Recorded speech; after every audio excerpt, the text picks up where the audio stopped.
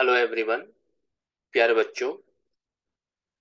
आज हम स्टडी करेंगे चार्ज। जो पिछले लेक्चर में हम लोग चार्ज स्टार्ट किए थे, उसके बाद जो भी पार्ट बचे हैं उसको डिस्कस करेंगे।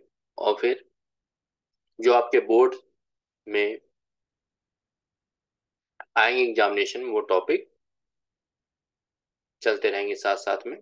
ठीक है, तो अब स्टार्ट करते हैं कि जैसे हम लोग पिछली बार पढ़े थे चार्ज के रिलेटेड में। ठीक है, तो चार्ज में हम लोगों ने क्या पढ़ा था कि चार्ज में हम लोग ने पढ़ा था कि सपोज करिए कि अगर ए ऑब्जेक्ट, राइट, ए ऑब्जेक्ट है ना। अगर ये ऑब्जेक्ट और एक बी ऑब्जेक्ट लिया था,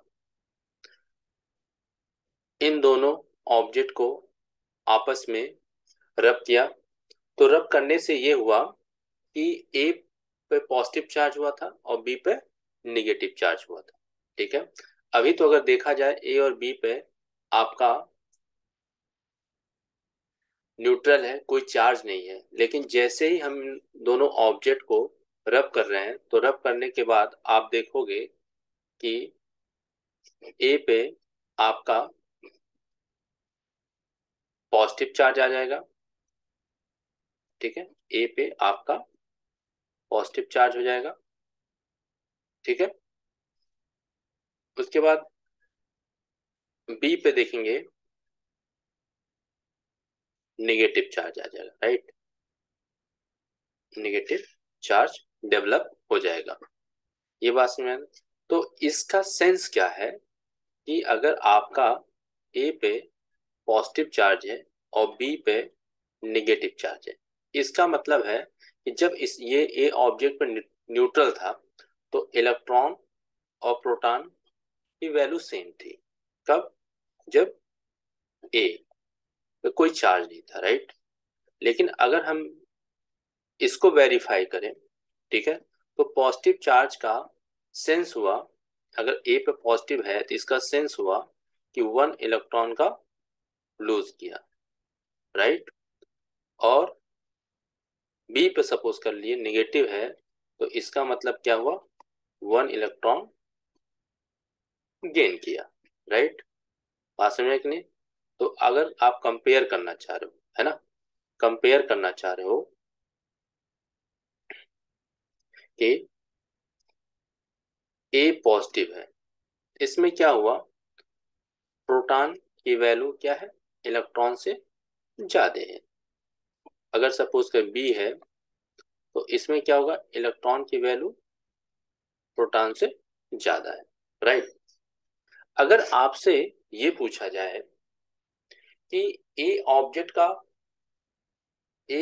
पे मास ज्यादा होगा कि बी ऑब्जेक्ट पे, अगर ये चार्ज आपको दिख रहा है, एक चार्ज ए पॉजिटिव है और दूसरा बी निगेटिव है ना, ए पॉजिटिव है और बी निगेटिव, अगर आपसे पूछा जाए कि ए पे मास ज्यादा होगा कि बी पे मास ज्यादा होगा, तो आपको पता है कि प्लस का मतलब हुआ कि एक इलेक्ट्रॉन लूज हो रहा है, और बी पे माइनस चार्ज होने के कारण वो क्या हो रहा है कि एक इलेक्ट्रॉन गेन कर रहा है।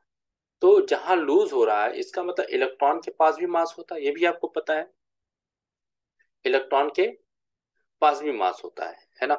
तो इलेक्ट्रॉन की जब मास है, तो 1 इलेक्ट्रॉन लूज कर रहा है पॉजिटिव चार्ज से, तो इसका मतलब क्या हो रहा है, ए का मास क्या हो रहा है, कम हो रहा है, और बी क्या कर रहा है, 1 इलेक्ट्रॉन गेन कर रहा है। तो उस इलेक्ट्रॉन का जो मास होगा, ये क्या करेगा, गेन करेगा मास। ठीक है, तो अगर बी का मास कंपेयर करेंगे, तो इसका मतलब क्या हो, ए के मास से ज्यादा है ना, इक्वल नहीं होगा, तो बी बी ग्रेटर देन ए हो जाएगा।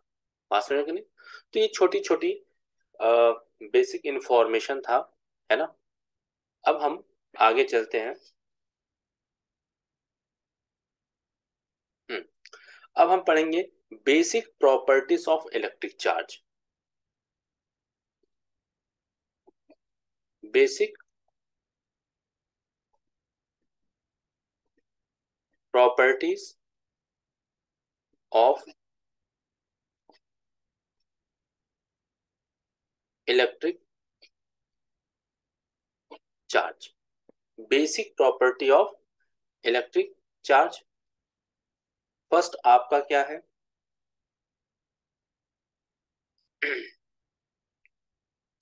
एडिटिव है,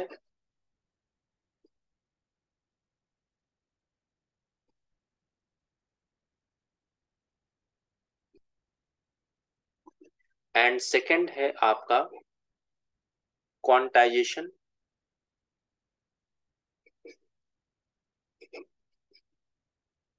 quantization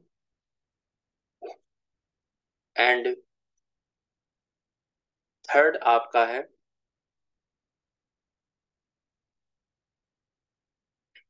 conservation.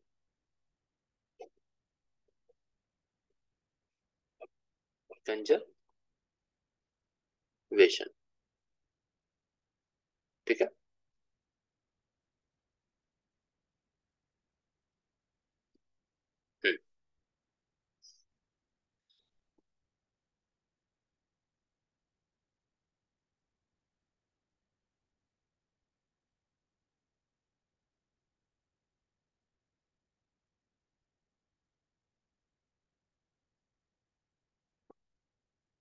Additivity, quantization and conservation. तो आप पहले समझिए कि एडिटिविटी का मतलब हुआ कि बहुत सारे नंबर ऑफ चार्ज हैं, है ना, उनका एल्जेब्रिक सम निकालना रहता है, राइट, पहली बात। और दूसरा पॉइंट है क्वांटाइजेशन। क्वांटाइजेशन में हुआ कि आपके जितने नंबर ऑफ इलेक्ट्रॉन्स गेन हुआ या लूज हुआ, वो आपका क्या होगा, इंटीग्रल नंबर के फॉर्म में होगा। मतलब 1 2 3 4 इस टाइप का नंबर, कभी आपका पॉइंट के फॉर्म में नहीं होगा। ये 0.5 या फ्रैक्शन फॉर्म में हम नहीं लेंगे नंबर। अभी धीरे धीरे समझेंगे हम लोग, एक व्यू बता रहा हूं आपको। फिर कंजर्वेशन का मतलब क्या हुआ? कंजर्वेशन का मतलब ये हुआ कि जैसे आपने सपोज करिए कोई ऑब्जेक्ट है, ए ऑब्जेक्ट है, ए ऑब्जेक्ट पे पॉजिटिव चार्ज है और बी ऑब्जेक्ट पे निगेटिव चार्ज है। तो ए पे पॉजिटिव है तो वहां से आपका एक इलेक्ट्रॉन क्या होगा, लूज कर रहा है। तो जितने अमाउंट ऑफ एनर्जी में वो 1 इलेक्ट्रॉन को लूज कर रहा है, उतने ही अमाउंट ऑफ एनर्जी में गेन भी कर रहा है। तो इसलिए क्या हो रहा है, कंजर्व हो रहा है, ठीक है। तो देखिए कैसे एडिटिविटी की बात करें, जैसे अब हम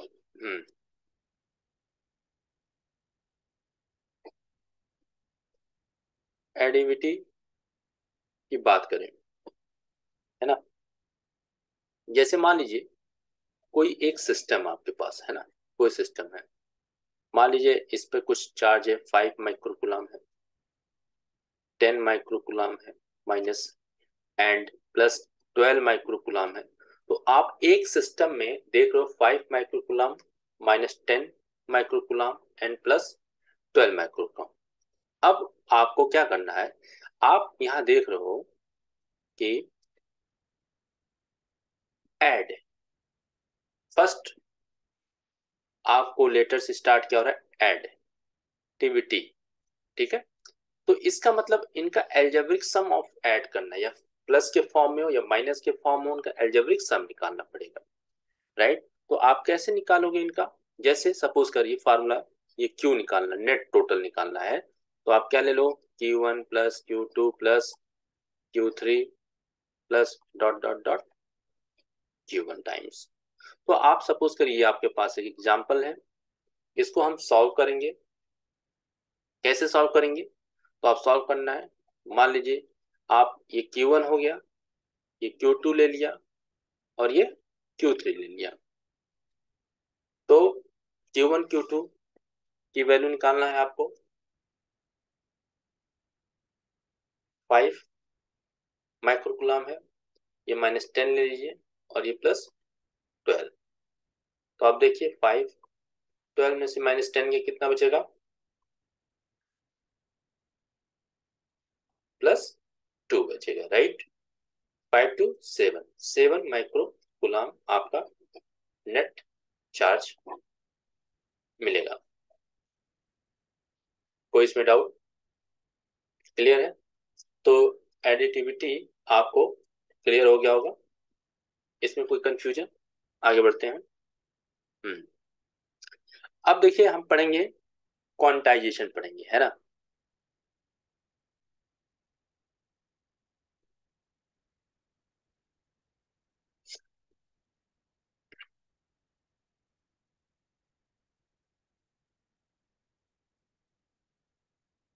अब है सेकंड, क्वांटाइजेशन।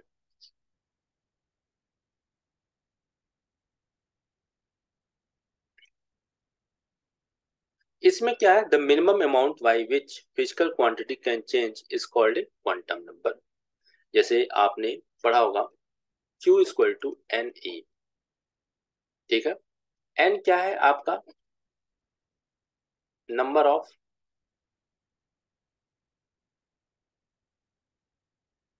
वैल्यू है, कितनी वैल्यू किसके टर्म में, इलेक्ट्रॉन के टर्म में। ये ई क्या है, इलेक्ट्रॉन है ना।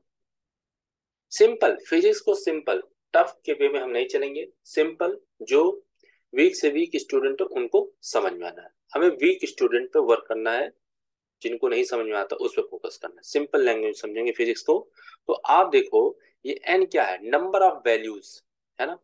ई क्या है, इलेक्ट्रॉन, और क्यू क्या है आपका, चार्ज है ना।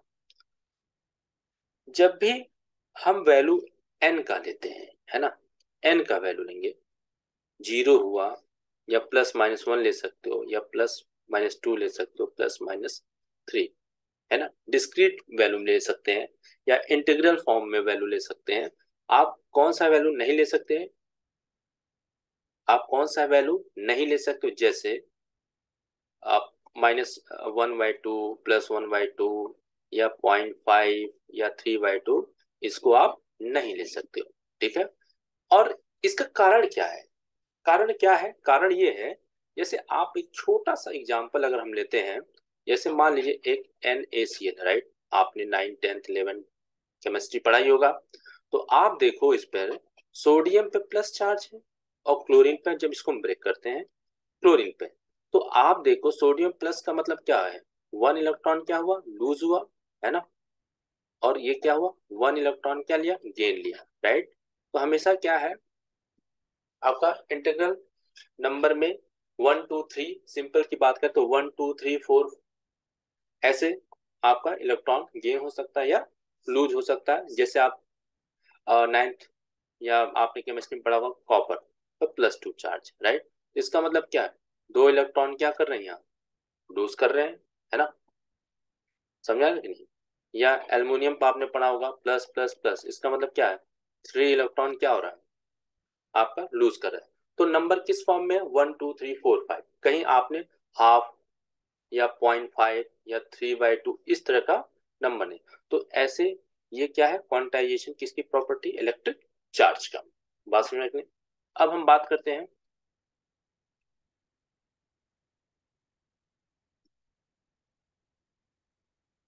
अब है कंजर्वेशन। सिंपल समझना है, हमें टफ की तरफ नहीं भागना है, जिससे आपके दिमाग में बैठ जाए चीजें। तो आपका है कंजर्वेशन, सिंपल लैंग्वेज। बुक खोलोगे तो पता नहीं क्या क्या है, कि आप पढ़ोगे तो उसको छोड़ ही जाओ कंसेप्ट, आपको सिंपल पकड़ना है, उसी ट्रिक को पकड़ना है, उसी को अप्लाई करना है न्यूमेरिकल में, राइट।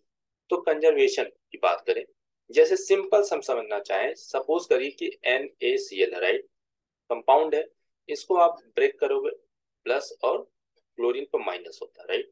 तो इसका मतलब क्या हुआ, कि 1 इलेक्ट्रॉन क्या हुआ, लूज हुआ, है ना। और ये क्या हुआ, 1 इलेक्ट्रॉन क्या किया, गेन किया हुआ, है ना। तो 1 इलेक्ट्रॉन जितनी एनर्जी के फॉर्म में जितनी मिनिमम एनर्जी लगा होगा लूज करने में, उतना एनर्जी गेन करने में, इसका मतलब कंजर्व हो गया। जितना हम एनर्जी खर्च किए थे उतना ही एनर्जी के फॉर्म में हमें मिल गया। तो क्या हुआ, इसे हम क्या बोलेंगे, कंजर्वेशन बोलेंगे। क्या बोलेंगे, कंजर्वेशन बोलेंगे। कोई कोई डाउट इसमें, क्लियर है ना? आगे बढ़े। तो आपकी ये प्रॉपर्टी इलेक्ट्रिक चार्ज का था, राइट? तो इलेक्ट्रिक चार्ज की प्रॉपर्टी फिनिश हो गया, इसमें कोई डाउट?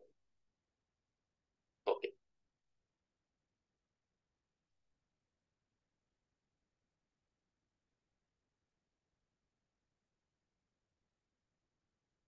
अब कुछ बेसिक एक न्यूमेरिकल देखते हैं। हम्म, जैसे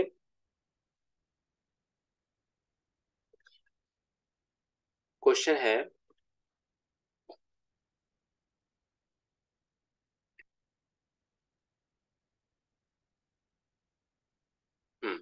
क्वेश्चन है विच इज बिगर, क्वेश्चन है, नोट डाउन करता हूं, which is bigger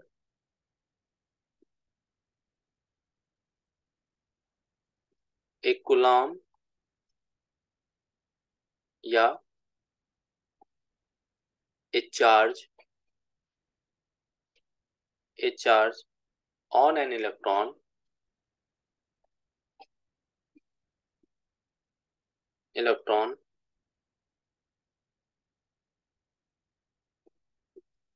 how many electronic charge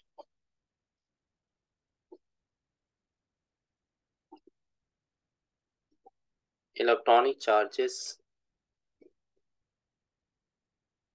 from one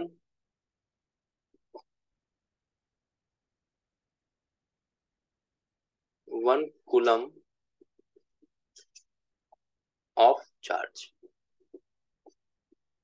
ठीक है, ये है कुछ क्वेश्चन है, which is bigger a coulomb या a charge of N electron, how many electronic charges from one coulomb of charge. तो ये कहने का मतलब है कि आपको नंबर ऑफ इलेक्ट्रॉन्स निकालने हैं, नंबर ऑफ इलेक्ट्रॉन्स निकालने हैं। क्यों, किसके लिए निकालना है, वन कूलम्ब ऑफ चार्ज। आपका जो चार्ज की वैल्यू दिया है, वन कूलम्ब दिया, क्या दिया है, वन कूलम्ब दिया है। तो आपको सिंपल सी बात है, आपको फार्मूला पता है, क्यू इक्वल टू क्या होता है, एन ई होता है, right? Q equal to n e formula होता है। आपको यही पता करना है, हाउ मेनी इलेक्ट्रॉन्स की वैल्यू निकालना है। तो क्यू इक्वल टू हो गया एन ई, तो एन इक्वल टू क्या होगा, क्यू अपॉन ई, वैल्यू पुट कर दीजिए। क्यू का है कि one electron 1.6 10 power minus 19 coulomb, ये रख देंगे। कैलकुलेट करेंगे तो आपकी जो एन की वैल्यू आएगी 6.25 10 पावर 18, ये न्यूमेरिकल वैल्यू इसकी आ जाएगी। क्लियर यहाँ तक? यहाँ तक आपको क्लियर हो गया? तो चार्ज और चार्ज की प्रॉपर्टी हमें क्लियर होगा, राइट?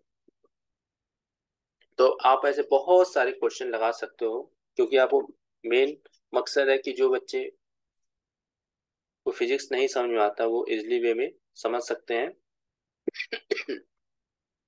ठीक है,